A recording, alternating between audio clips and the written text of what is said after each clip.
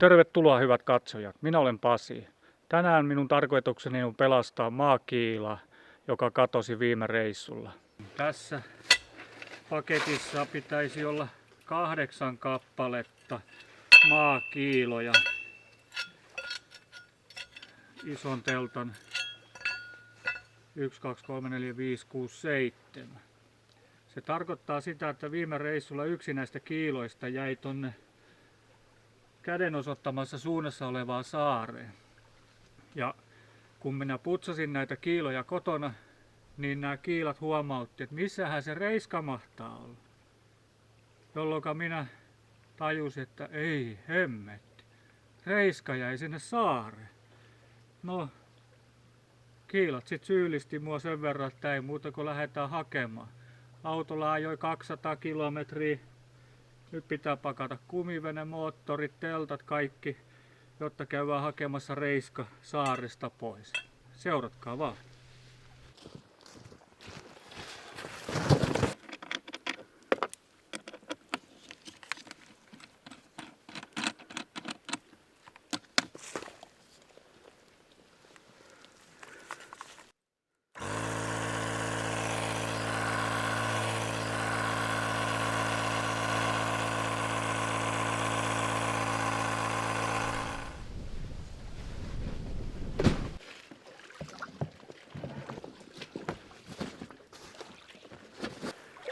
No niin, nyt alkaa olla kaikki valmista, jotenka venematka voisi alkaa saareen. Katsotaan kuinka paha keli siellä on. Tuulta ei pitäisi olla paljon, mutta katsotaan. Tuolla takana näkyy saari, jonne menemme.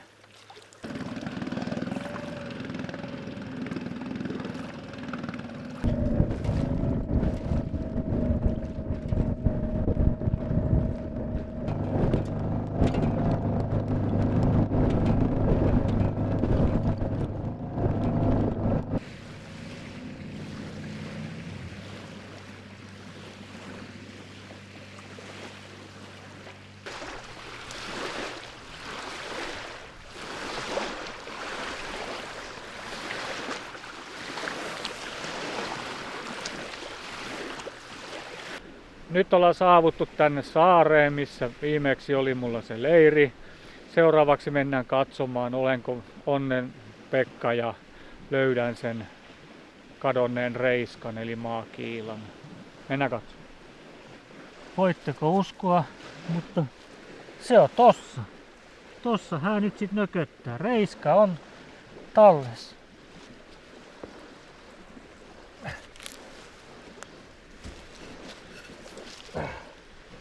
Nyt kun on kiilat tallessa ja tultu tänne asti, mä otin teltan mukaan, niin nyt mä sitten perustan leirin jälleen ja oon yhden yön tässä. Ja huomenna aamulla sitten lähden pois, joten nautitaan nyt sitten tästä hommasta tää ilta ja yö ja aamu.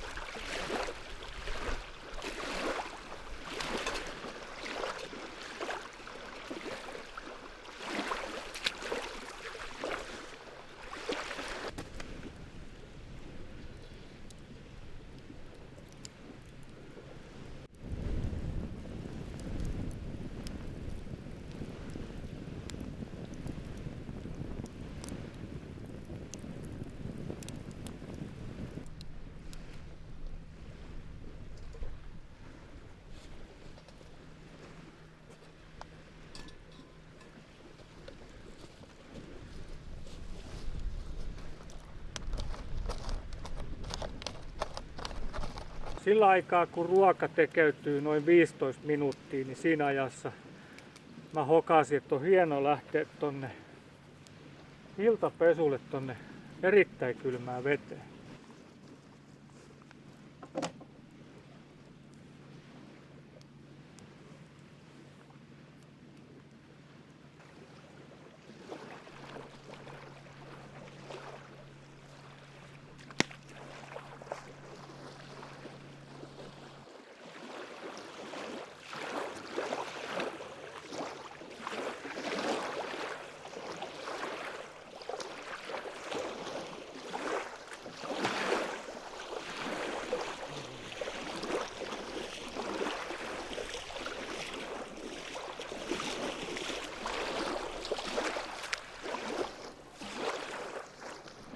Voi sanoa, että se oli kyllä aivan hirveetä.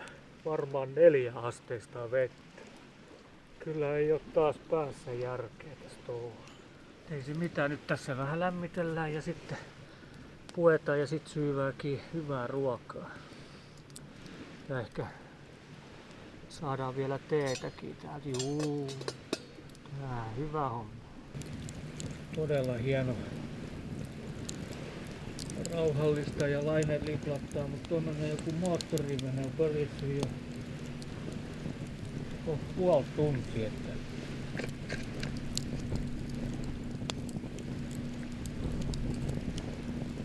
vois mennä nyt pörisemässä mäkeen.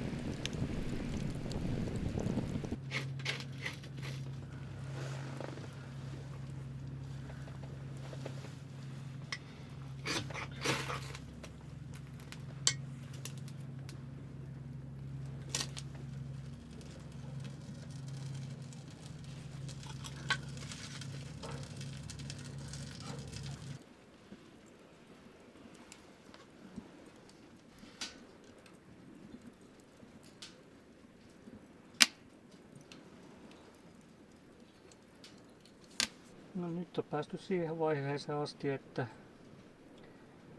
kaikki on syöty, uitu, kamina lämpiää, on valoa, on makuupat ja makuupussi. Niin nyt kaikki on valmiina, nyt voi ruveta rentoutumaan enemmän, jotenka otetaan vähän jotain herkkua, niin olen varannut suklaata.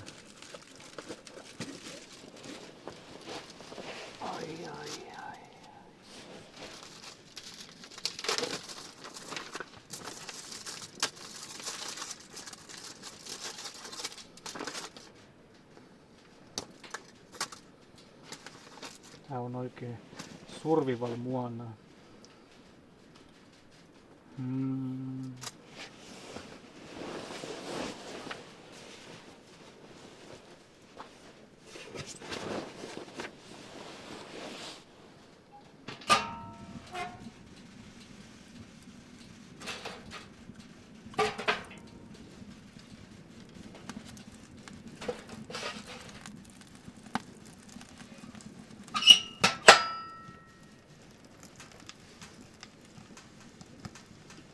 Se oli semmonen päivä.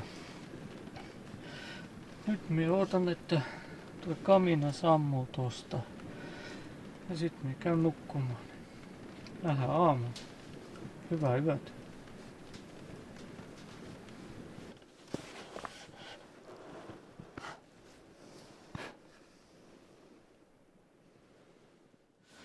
On niin, huomenta. Aika hyvin minä nukuin kyllä. Joo. Kello on 9:30 aamulla ja ulkon kuulostas välillä satavan vettä ja aikamoinen tuulikin taitaa olla, kun laimentyvä ranta. Ei se mitään, nyt keitetään kahvit ja sitten leirinpurkuja kotiin, kun pitää lähteä hakemaan lapset vielä on oppilasta, niin tulee pitkä päivä tästäkin, mutta ruvetaan kahvikeittoon.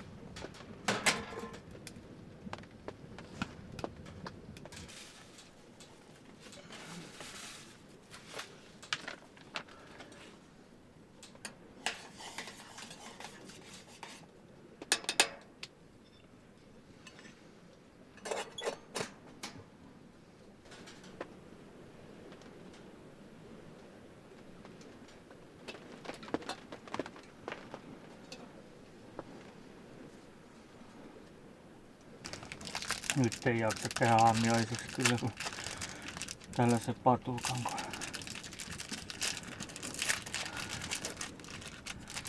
Tän piti olla semmonen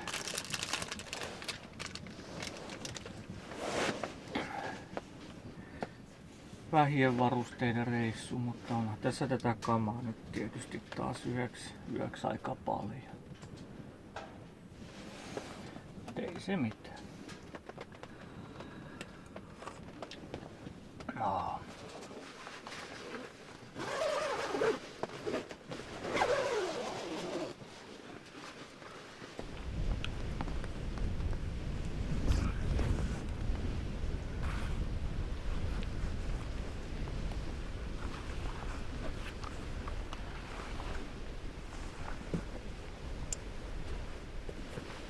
Moro. Kyllä nyt on pakko sanoa. Loppu tulee. Sillä hetkellä kun mä luulen olevani yksin täällä saaressa ja teen lähes Oscarin arvoista näyttelijäsuoritusta, niin mikäs muukaan siellä kuvassa kävelee kuin ihminen. Uudestaan.